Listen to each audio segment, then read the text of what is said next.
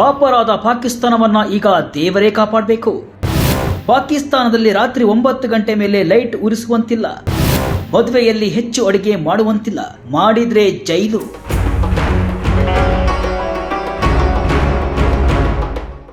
ವೀಕ್ಷಕರೇ, ನೀವು ಮದುವೆ ಮಾಡ್ಕೋತೀರಿ ಅನ್ಕೊಳ್ಳೋಣ. ನೀವು ಮಾಡ್ಕೊಂಡಿಲ್ಲ ಅಂದ್ರೂ ನಿಮ್ಮ ಸಂಬಂಧಿದೋ, ಅಣ್ಣ ತಮ್ಮಂದಿದೋ, ಅಕ್ಕ ತಂಗಿದೋ ಮದುವೆ ಅನ್ಕೊಳ್ಳೋಣ. ಮದುವೆ ಅಂದರೆ ಭರ್ಜರಿ ಊಟ, ತರಹೇವಾರಿ ಖಾದ್ಯಗಳು ಇರಬೇಕಲ್ವಾ? ಹೌದು, ಇರಲೇಬೇಕು. ನಮ್ಮ ಮದುವೆ ನಮ್ಮಿಷ್ಟ ಅಂತ ನೀವು ಹೇಳಬಹುದು. ಎಕ್ಸಾಕ್ಟ್ಲಿ ನೀವು ಹೇಳಬಹುದು. ಅದು ಭಾರತದಲ್ಲಿ ಮಾತ್ರ. ಪಾಕಿಸ್ತಾನದಲ್ಲೇನಾದರೂ ನಮ್ಮ ಮದುವೆ ನಮ್ಮಿಷ್ಟ, ನಾವು ಎಷ್ಟು ಬೇಕಾದರೂ ಅಡಿಗೆ ಮಾಡಿಸ್ತೀವಿ ಅಂದರೆ ನೀವು ಜೈಲು ಸೇರೋದು ಖಂಡಿತ. ಹೌದು, ಇದು ಯಾವುದೋ ಸಿಂಪಲ್ ಮದುವೆಗೆ ಸಂಬಂಧಿಸಿದ ಕತೆ ಅಲ್ಲ. ಪಾಕಿಸ್ತಾನ ಪಾಪರಾಗಿರುವ ಕತೆ.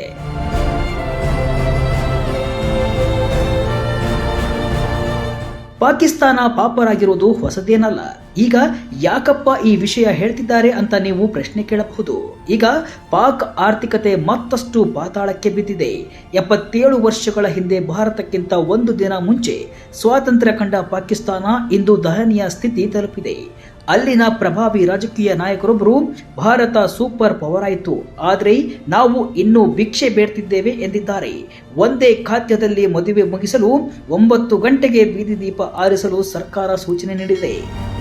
15 अगस्त 1947 को सुबह 8 बजे दिल्ली में लॉर्ड माउंट बेटन ने इंडिया के गवर्नर जनरल का हल्फ उठाया और कराची में कायदे आजम मोहम्मद अली जिन्नाह ने हल्फ उठाया.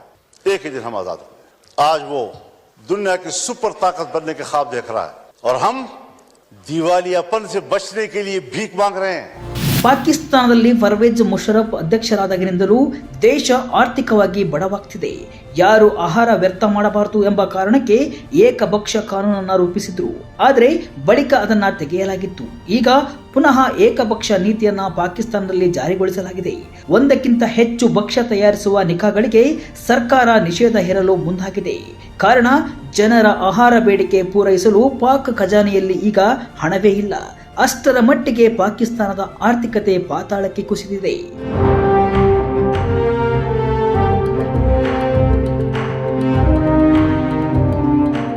ಪಂಜಾಬ್ ಪ್ರಾಂತ್ಯದ ಸಿಎಂ ಮರಿಯಂ ನವಾಜ್ ಏಕಪಕ್ಷ ನೀತಿ ಪಾಲಿಸಲು ಕಟ್ಟುನಿಟ್ಟಿನ ಆದೇಶ ಹೊರಡಿಸಿದ್ದು, ಇತರೆ ರಾಜ್ಯಗಳು ಅನುಸರಿಸತೊಡಗಿವೆ. ಕಾನೂನನ್ನು ಉಲ್ಲಂಘಿಸಿದವರಿಗೆ ಭಾರಿ ದಂಡ ಹಾಗೂ ಕಠಿಣ ಶಿಕ್ಷೆ ವಿಧಿಸಲು ಸರ್ಕಾರಗಳು ಮುಂದಾಗಿವೆ. ಇಷ್ಟೆಲ್ಲ ಆದ್ಮೇಲೆ ಪಾಕಿಸ್ತಾನದ ಸರ್ಕಾರಕ್ಕೆ ಮದುವೆ ಮೇಲೇಕೆ ಕಣ್ಣು? ಬೇರೆ ರೀತಿಯಲ್ಲಿ ಆರ್ಥಿಕತೆಯನ್ನ ಉತ್ತಮಗೊಳಿಸಬಹುದಲ್ವಾ ಎಂಬ ಪ್ರಶ್ನೆ ಎಲ್ಲರಲ್ಲೂ ಮುಂದಿರುತ್ತೆ.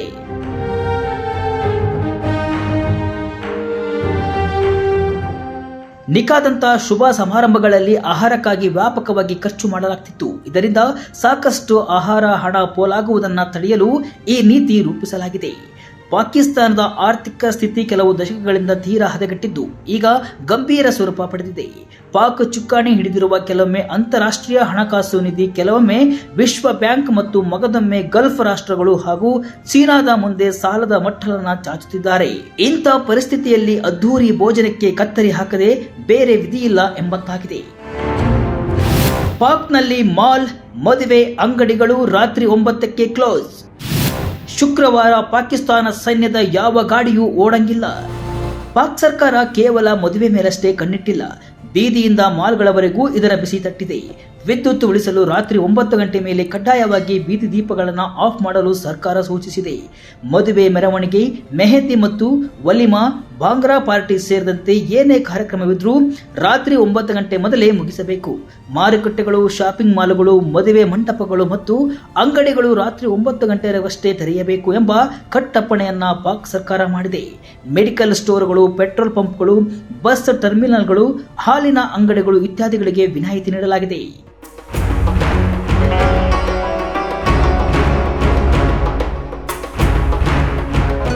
ಪಾತಾಳಕ್ಕೆ ಇಳಿದಿರುವ ಆರ್ಥಿಕತೆಯಿಂದ ತನ್ನ ತಾನು ಉಳಿಸಿಕೊಳ್ಳಲು ಸರ್ಕಾರಿ ಕಚೇರಿಗಳನ್ನು ವಾರದಲ್ಲಿ 5 ದಿನ ಮಾತ್ರವೇ ತೆರೆಯಲಾಗುತ್ತಿದೆ. ಶನಿವಾರದಂದು ಕಚೇರಿ ಮುಚ್ಚುವುದರಿಂದ ವಾರ್ಷಿಕವಾಗಿ ಸುಮಾರು 7,830 ಕೋಟಿ ರೂಪಾಯಿ ಉಳಿತಾಯವಾಗುತ್ತಿದೆಯಂತೆ. ಸರ್ಕಾರಿ ಉದ್ಯೋಗಿಗಳಿಗೆ ನೀಡುವ ಇಂಧನದ ಪ್ರಮಾಣವನ್ನು 40% ಕಡಿಮೆ ಮಾಡಿದ್ದು, ಪೆಟ್ರೋಲ್ ಉಳಿಸಲು ಮನೆಯಿಂದಲೇ ಕೆಲಸ ಮಾಡುವ ಆಯ್ಕೆಯನ್ನ ನೀಡಲಾಗಿದೆ. ಸೇನೆಯಲ್ಲೂ ಶುಕ್ರವಾರ ಯಾವುದೇ ಅಧಿಕೃತ ವಾಹನ ಓಡಾಡುತ್ತಿಲ್ಲ. ಅವತ್ತು ಪೂರ್ತಿ ಡ್ರೈ ಡೇ ಅಂದ್ರೆ ಡ್ರೈ ಡೇ ಅಷ್ಟೇ. ಪಾಕಿಸ್ತಾನದಲ್ಲಿ ಸದ್ಯದ ಆರ್ಥಿಕ ಪರಿಸ್ಥಿತಿ ಭೀಕರ. ಕೆಜಿ ಗೋಧಿ ಹಿಟ್ಟಿಗೆ 2,400 ರೂಪಾಯಿ, ಹಾಲಿಗೆ 630 ರೂಪಾಯಿ. ಸದ್ಯ ಕರಾಚಿಯಲ್ಲಿ 1 ಕಿಲೋ ಗೋಧಿ ಹಿಟ್ಟಿಗೆ 800 ಪಾಕಿಸ್ತಾನಿ ರೂಪಾಯಿಗಳಾಗಿದ್ದು, ಒಂದು ರೊಟ್ಟಿಯ ಬೆಲೆ 25 ಪಾಕಿಸ್ತಾನಿ ರೂಪಾಯಿ ತಲುಪಿದೆ. ಕಳೆದೊಂದು ವರ್ಷದಲ್ಲಿ ಪಾಕಿಸ್ತಾನದಲ್ಲಿ ಆಹಾರ, ವಿದ್ಯುತ್ ಮತ್ತು ಅನಿಲದಂತಹ ಮೂಲಭೂತ ಅವಶ್ಯಕತೆಗಳ ಬೆಲೆಗಳು ಅನೇಕ ಪಟ್ಟು ಹೆಚ್ಚಿವೆ. ಸದ್ಯ ಪಾಕಿಸ್ತಾನದಲ್ಲಿ ವಸ್ತುಗಳ ಬೆಲೆ ಹೇಗಿದೆ ಎಂಬುದನ್ನು ನೋಡುವುದಾದರೆ, ಗೋಧಿ ಹಿಟ್ಟು 990 ರೂಪಾಯಿ, ಅಕ್ಕಿ 240 ರೂಪಾಯಿ, ಮೂಂಗ್ ದಾಲ್ 172 ರೂಪಾಯಿ, ಸಕ್ಕರೆ 90 ರೂಪಾಯಿ, ಕೋಳಿ 780 ರೂಪಾಯಿ, ಹಾಲು 210 ರೂಪಾಯಿ, ಖಾದ್ಯ ತೈಲ 490 ರೂಪಾಯಿ, ದೇಸಿ ತುಪ್ಪ 2,500 ರೂಪಾಯಿ, ಮಟನ್ 1,100, ಮೊಸರು ಲೀಟರಿಗೆ 250 ರೂಪಾಯಿ ಆಗಿದೆ. ಇದೆಲ್ಲ ಪಾಕಿಸ್ತಾನದ ರೂಪಾಯಿಯಲ್ಲಿ ಆಗಿದ್ದು, ನಮ್ಮ ರೂಪಾಯಿಗೆ ಹೋಲಿಸಿದರೆ ಬೆಲೆ ಇನ್ನೂ 3 ಪಟ್ಟು ಹೆಚ್ಚಾಗಲಿದೆ. ಇದನ್ನ ನೋಡಿದರೆ ಪಾಕಿಸ್ತಾನದ ಜನ ಹೇಗೆ ಕೆಲಸ ಮಾಡ್ತಿದ್ದಾರೆ ಎಂಬುದನ್ನು ಊಹಿಸಿ. ಪಾಕಿಸ್ತಾನ ಈ ಸ್ಥಿತಿ ತಲುಪಲು ಪ್ರಮುಖ ಕಾರಣ ಪಾಕಿಸ್ತಾನದ ಮೇಲಿನ ಸಾಲದ ಭಾರವೇ ಇಲ್ಲಿನ ಆರ್ಥಿಕ ದುಸ್ಥಿತಿಗೆ ಕಾರಣ. IMF ಸದ್ಯದಲ್ಲೇ ಬೇಲ್ ಔಟ್ ಪ್ಯಾಕೇಜ್ನ 3ನೇ ಕಂತನ್ನ ಬಿಡುಗಡೆ ಮಾಡಲಿದೆ. ಈ ಕಂತು 9,000 ಕೋಟಿ ರೂಪಾಯಿ. ಈ ಹಣದ ಬಿಡುಗಡೆ ಬಳಿಕ ಪಾಕ್ನ IMF ಸಾಲದ ಮೊತ್ತ ಒಟ್ಟು 300 ಕೋಟಿ US ಡಾಲರ್ ಮುಟ್ಟುತ್ತೆ. ಇದಕ್ಕೆಲ್ಲ ಪಾಕ್ ಬಡ್ಡಿ ಕಟ್ಟುತ್ತಾ ಕೂರಬೇಕು. ಸೌದಿ ಅರೇಬಿಯಾ, ಚೀನಾದಿಂದ ತೆಗೆದುಕೊಂಡ ಸಾಲಕ್ಕೆ ಪಾಕಿಸ್ತಾನ ವಿಪರೀತ ಬಡ್ಡಿ ಕಟ್ಟುತ್ತಿದೆ. ಚೀನಾದ ಸಾಲ ತೀರಿಸಲಾಗದೆ ತನ್ನ ಕೆಲವು ಆಯಕಟ್ಟಿನ ಭೂಭಾಗಗಳನ್ನು ಚೀನಾಕ್ಕೆ ಗುತ್ತಿಗೆ ನೀಡಿದೆ.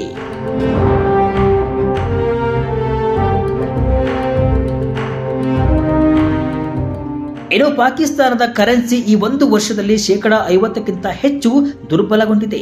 ಒಂದು ಅಮೆರಿಕನ್ ಡಾಲರ್ ಪಾಕಿಸ್ತಾನದ 278 ರೂಪಾಯಿಗೆ ಸಮ. ಏಷ್ಯನ್ ಡೆವಲಪ್ಮೆಂಟ್ ಬ್ಯಾಂಕ್ ಅಂದ್ರೆ ADB ಏಪ್ರಿಲ್ನಲ್ಲಿಯೇ ವರದಿ ಬಿಡುಗಡೆ ಮಾಡಿತ್ತು. ಈ ವರ್ಷ ಪಾಕಿಸ್ತಾನದ ಆರ್ಥಿಕ ಬೆಳವಣಿಗೆ ದರವು 1% ಎಂದು ನಿರೀಕ್ಷಿಸಲಾಗಿತ್ತು. ಇದು ದಿವಾಳಿ ರಾಷ್ಟ್ರಗಳಾದ ಮಯನ್ಮಾರ್, ಅಜರ್ಬೈಜಾನ್ ಮತ್ತು ನೌರು ರಾಷ್ಟ್ರಗಳಿಗಿಂತ ಕಡಿಮೆ.